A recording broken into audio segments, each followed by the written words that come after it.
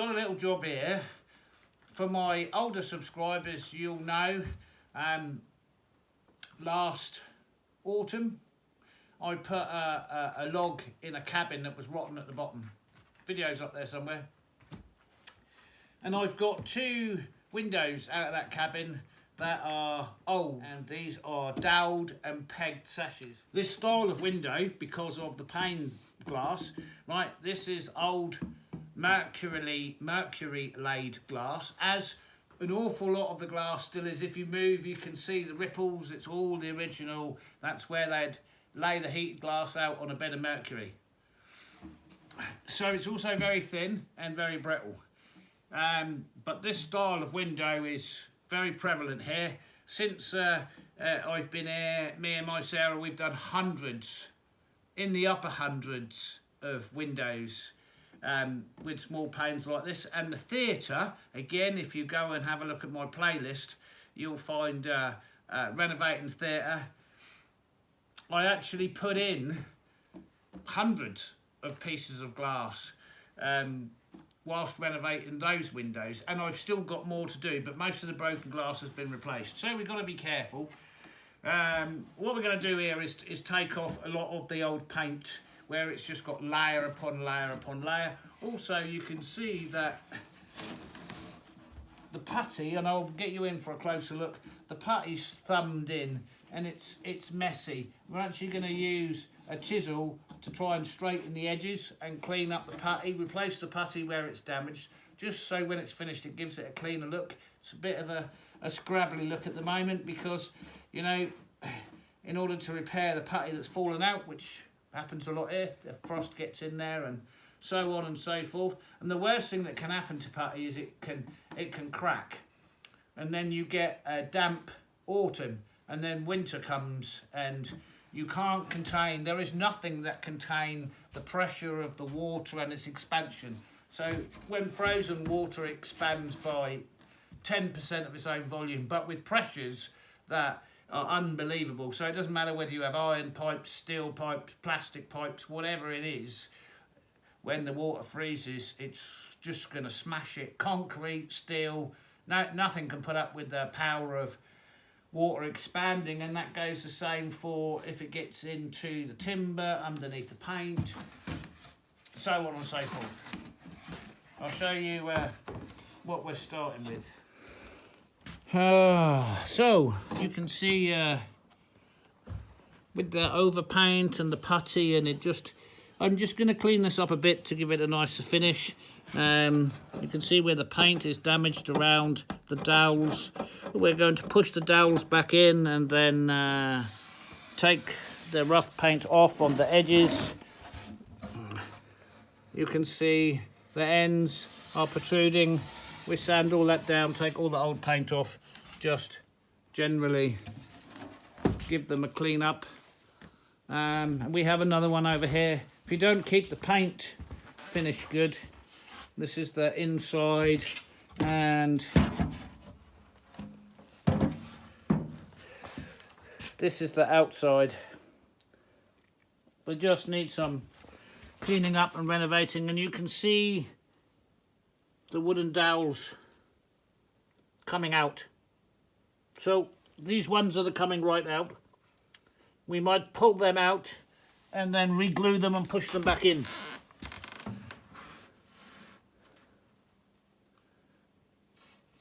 One, I've cleaned the glass up and the edges up on one and not the other, and so that I can kind of explain how you sharpen it up without dragging everything out. So this one here, whilst cleaning it up, the putty all fell out. We're going to replace it anyway. So this is basically, once we've done a rough sand, this is kind of what we're left with. And we want to take all off the paint and straighten the edges of the putty, like this one. So there's the difference. Right, they're both sanded to the same level, but this one has all the edges cleaned out, all the excess paint and the paintbrush marks taken off, and you can see where the putty is broken along the bottom. I'm going to reseal all of that with new layer of putty over the top, nice clean, make it all crisp and square, and that will seal it off and stop the moisture from getting in. And one of the issues with these two windows on this particular cabin is they're north facing, so they get hit by all the weather all the year round. These are glued back in and pushed back in. I couldn't get all the pegs out. In fact, some of them looked like they wanted to come out and they just wouldn't come out. So I've glued those back in and then basically sanded them all around on the inside back to what is flat, not necessarily by removing all the paint. The other problem you've got, these are pitch pine. Over a period of time, depending on what climate it is, but some of these windows, the fibres start to deteriorate. And then if you go down too hard, you actually come into deteriorated fibres. And it doesn't matter what you do then, you're in trouble. And you don't want to do that. And it's happened on several different sashes.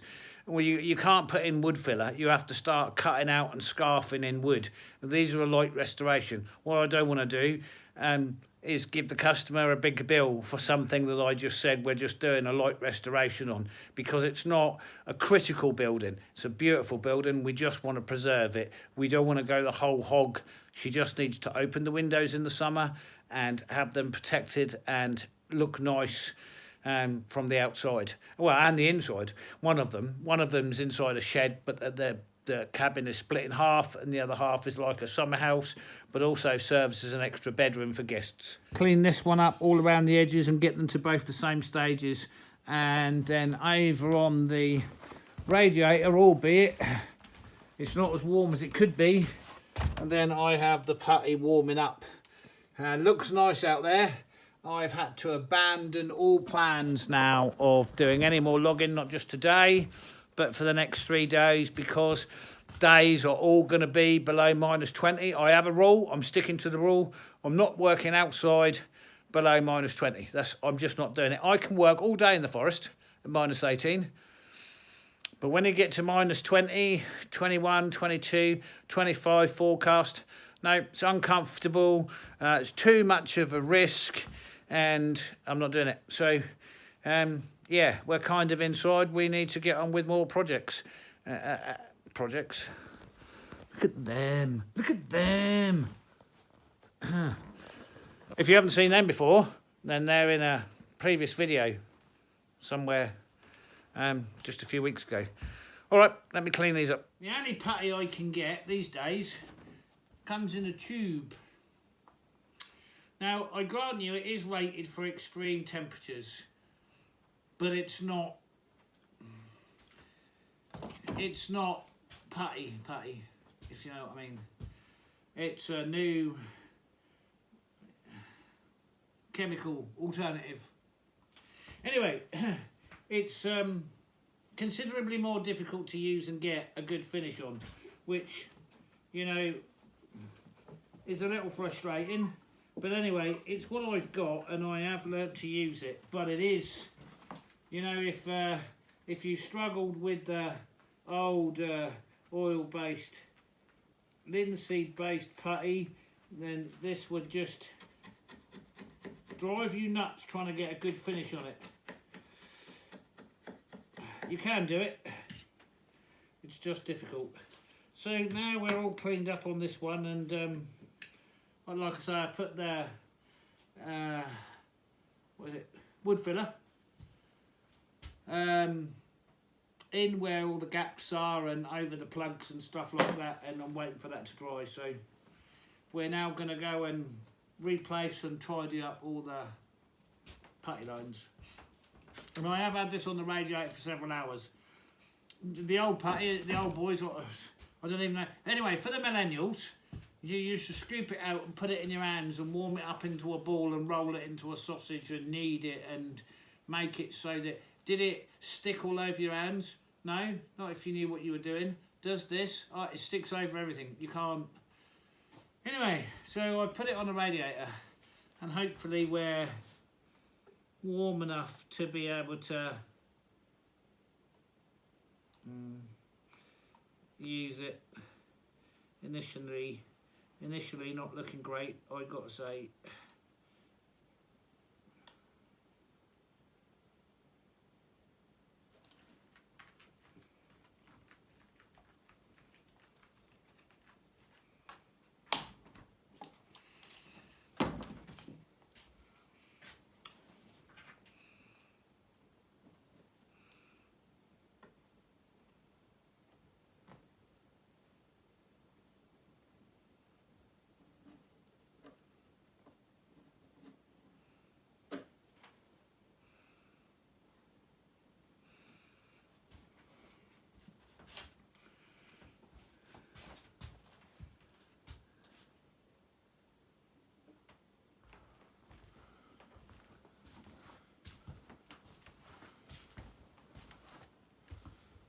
Okay, that's the undercoat on the back side of the first sash. I'm not doing the front sides because they're drying. This is just the back side. That's the first coat. It's not gone on too badly. Because it's a primer, it will dry satin, although the final coats will be a gloss finish. Right, well, it's third day I've been working on this now, except this morning I had to go and clean out the main chimney. For those who've been around before, you know that's 15 metres, what's that, 30, 40 feet of chimney.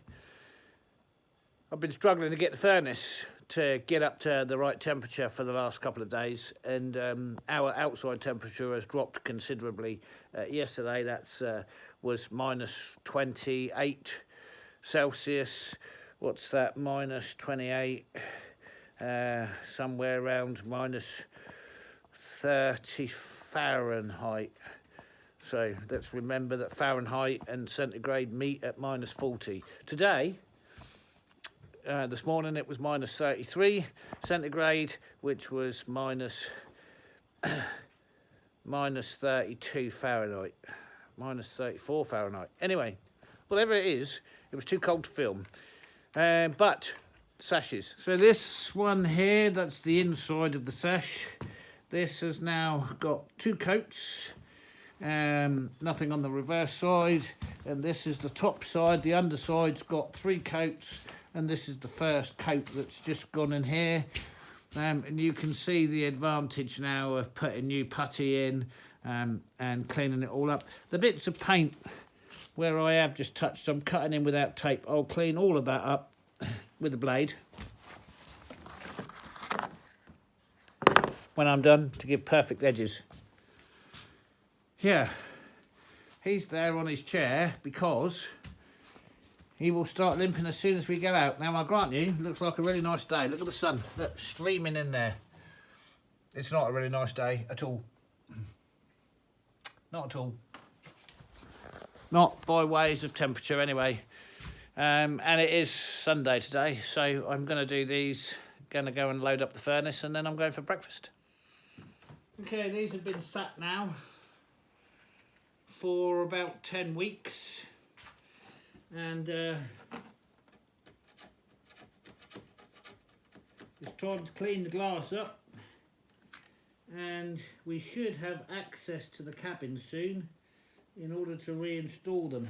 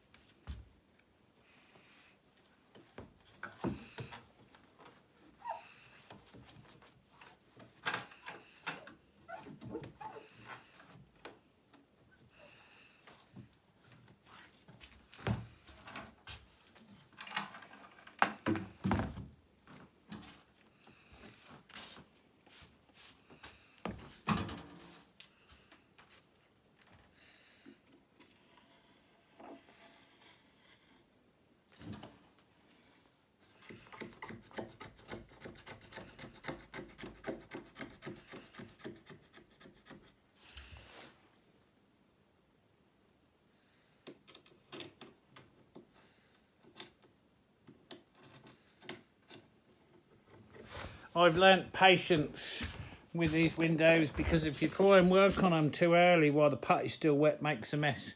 Okay, that's them done. Ready to be reinstalled. So we're back on site to put these windows in, back in this just stunning location. As you can see behind me, the ice has not left the river yet, but things are about to get really busy, so it's time to get these windows back in the cabin. At the end of last summer, we boarded up the windows. We brought them back. Now we're going to take off the boarding and put them back in. You can see the log that we installed at the bottom there started to weather. Let's get them in.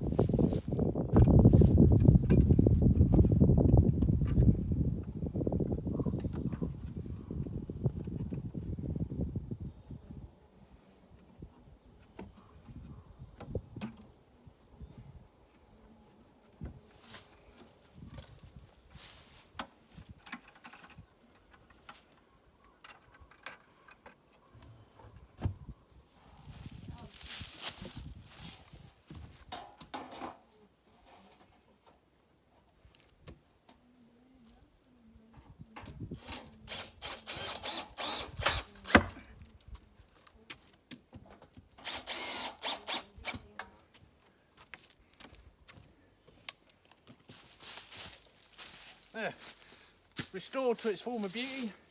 Job done. That was easy. So the metal strips I've put above, they're like a drip sill. Because this is equivalent to a green roof, when it gets to the end, the water is leaching over the logs and in behind the window, which was what was causing a lot of the damage. So those metal drips that I've now put up the top will just fire the water away and drip down in front of the window straight to ground.